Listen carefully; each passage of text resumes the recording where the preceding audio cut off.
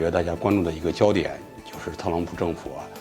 上台之后内外政策的不确定性，反映出他对国际秩序的一个不尊重，可能对于具有的国际体系的一个严重的破坏。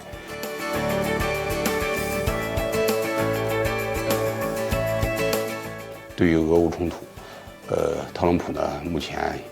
释放了一些信号，尤为担心这个方案是不是能够带来一个持久的和平，是不是说公平公正，还是说仅仅为了符合美国自己的利益。